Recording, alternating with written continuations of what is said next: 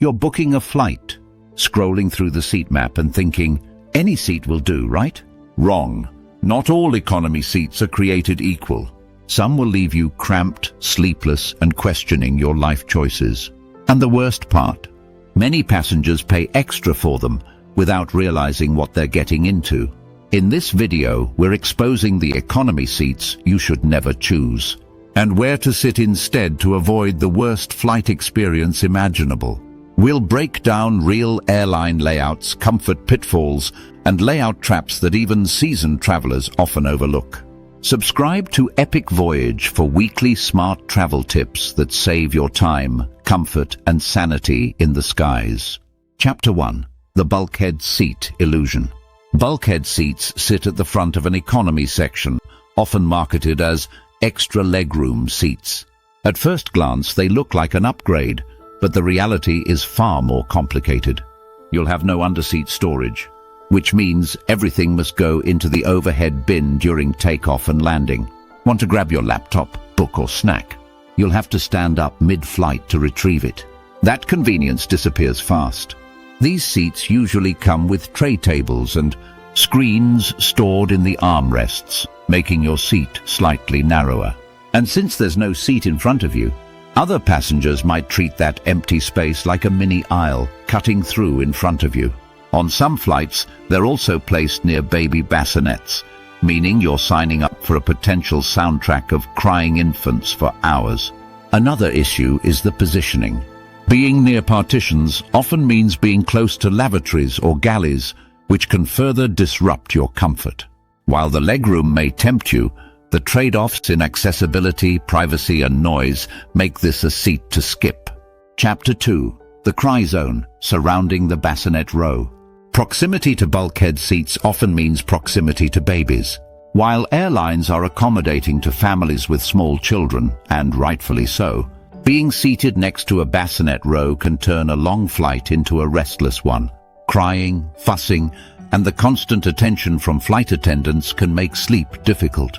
If you're sensitive to noise or planning to rest, it's wise to avoid the rows immediately in front of or behind the bulkhead.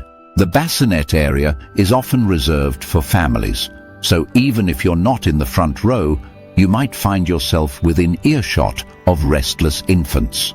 For overnight or long-haul flights, this can severely impact your ability to sleep or concentrate, especially if you're seated in an aisle or middle position nearby.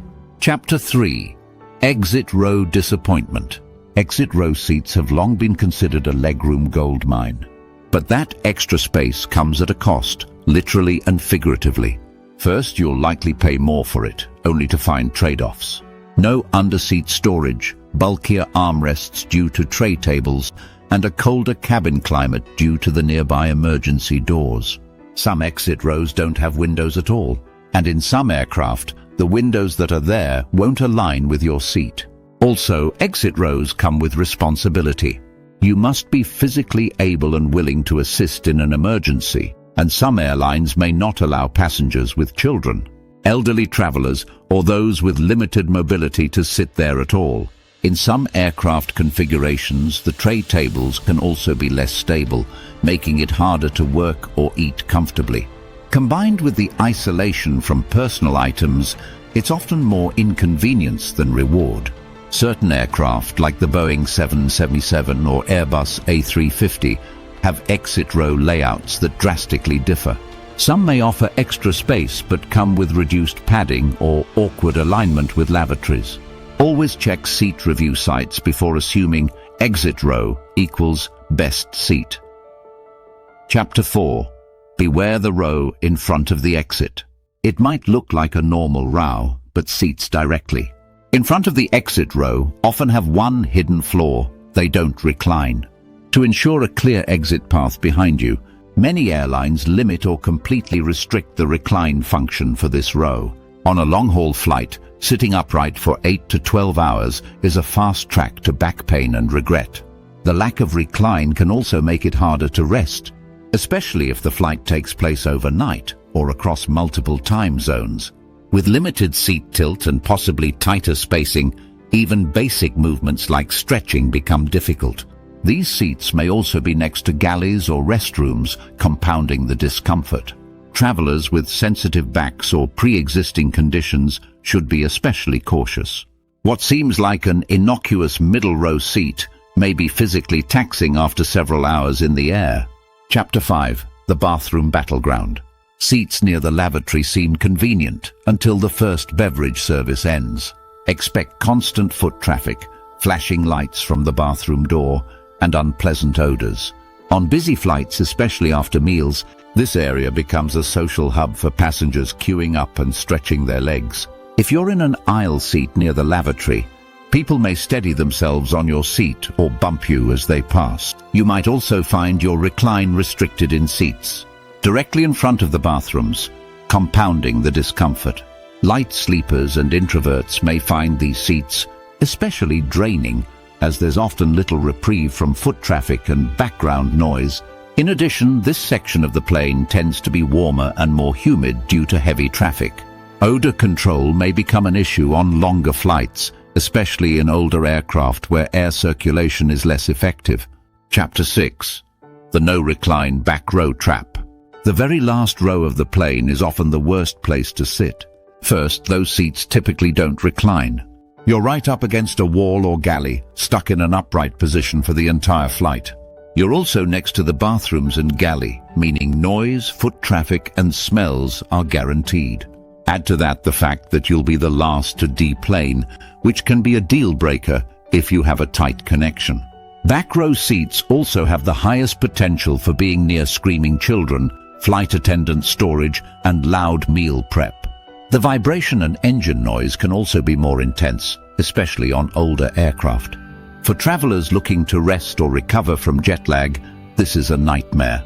If price is your only concern, it's understandable, but know exactly what you're trading for a cheaper fare. Chapter 7.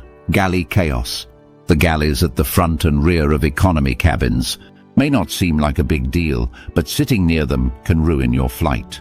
Flight attendants prep food and beverages here, and those activities are noisy. Carts clang, trays rattle, and conversations happen at full volume. During meal times, expect even more commotion. Bright lights often spill into nearby rows, especially on overnight flights when you're trying to rest. Some galleys are used by multiple flight crews, meaning the movement and chatter never stop. This makes it especially problematic for overnight or red-eye flights when your goal is uninterrupted rest. If you're in a seat facing the galley, the lack of privacy and frequent motion can become exhausting. Even if you're a heavy sleeper, consistent movement and sound will wear you down over a long flight. Chapter 8. The Middle Seat Misery. There's a reason middle seats are always the last to go. You're sandwiched between two strangers, with no elbow room, nowhere to lean, and no direct access to the aisle. Getting up requires coordination with your neighbors. You may have to ask one or both to move, and on long flights, that becomes awkward fast. There's also an unspoken armrest etiquette. The middle seat passenger typically gets both armrests, but not everyone honors that. Middle seats also tend to feel more claustrophobic. You have less control over your surroundings, more limited airflow, and no opportunity to lean to one side. For longer flights, that tight confinement can become unbearable, particularly if your seatmates don't respect personal space. Chapter 9. The Window Seat Trap. Window seats seem like a dream until reality sets in. Sure, you get the view and a spot to lean your head, but you're also trapped. Every bathroom break means waking and stepping over strangers. And depending on the aircraft, you may end up in a misaligned window seat with no view at all. Window seats can also feel colder due to proximity to the outer fuselage and air vents. And while leaning against the wall may seem cozy, the surface is often hard, curved, and uncomfortable without the right pillow. Misaligned windows also affect lighting and your ability to rest.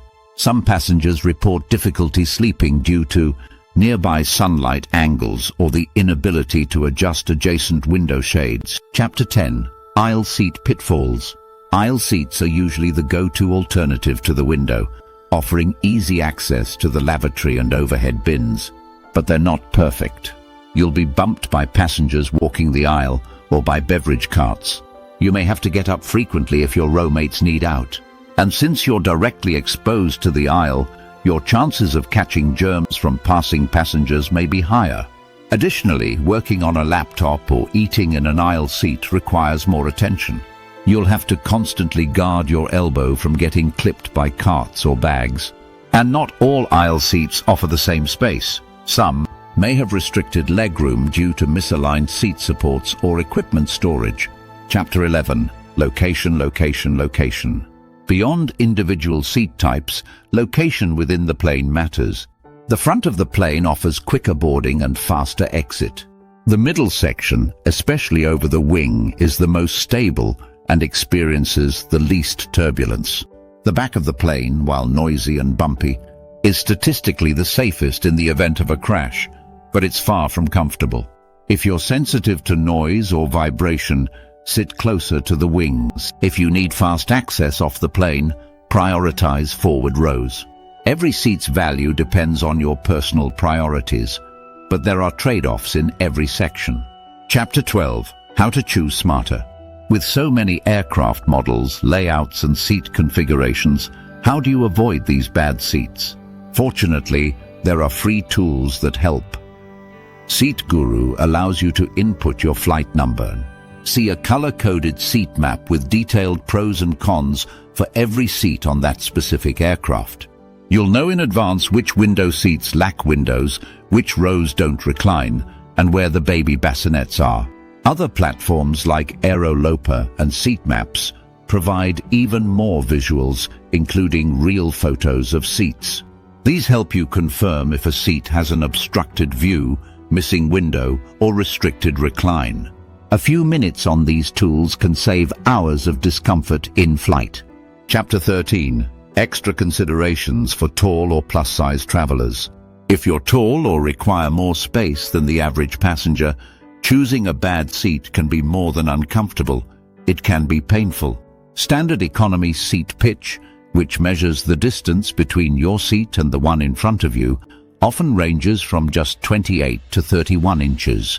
For people over 6 feet tall, this can lead to severe knee cramping or numb legs after just an hour or two. Exit rows and bulkhead seats often get recommended, but as we've covered, they come with drawbacks. A better strategy is to look for aisle seats near the front or mid-wing section of the aircraft, especially those not in high-traffic areas. On some aircraft, seats slightly offset from the fuselage curve may offer extra side space. Checking Seat Guru for green, recommended seats marked for extra legroom, even in regular economy, can make a significant difference in comfort for taller travelers. Chapter 14. Seats to avoid on overnight or red-eye flights. Overnight flights come with their own challenges, especially if you're trying to sleep. In these cases, poor seat selection can leave you restless and jet-lagged. Avoid any seat near lavatories or galleys. These are hotspots for light, noise and movement, all enemies of sleep. Window seats may help block out aisle disturbances, but only if they're properly aligned and not positioned near emergency exits or bassinet zones. Look for seats with adjustable headrests or side flaps, which provide better neck support. Rows located in the middle of the cabin, away from wing-mounted engines and flight attendant activity, tend to be the quietest zones.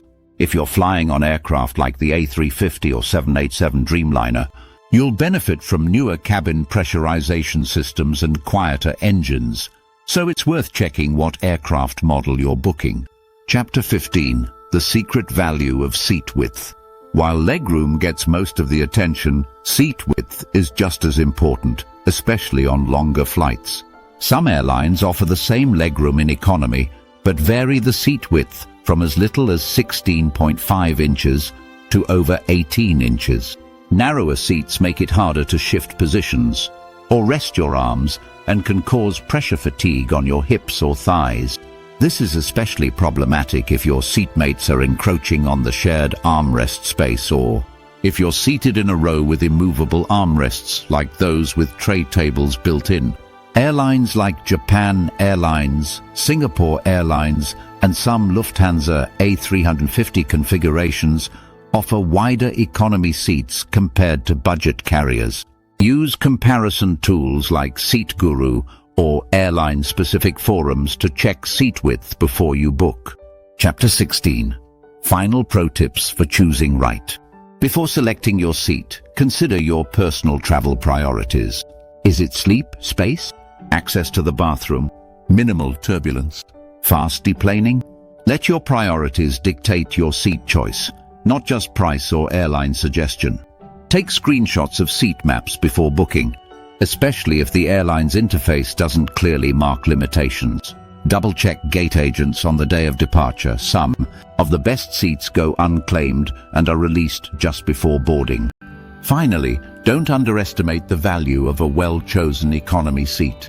It won't turn a budget fare into first class, but it might mean arriving more rested, alert, and ready to enjoy your destination.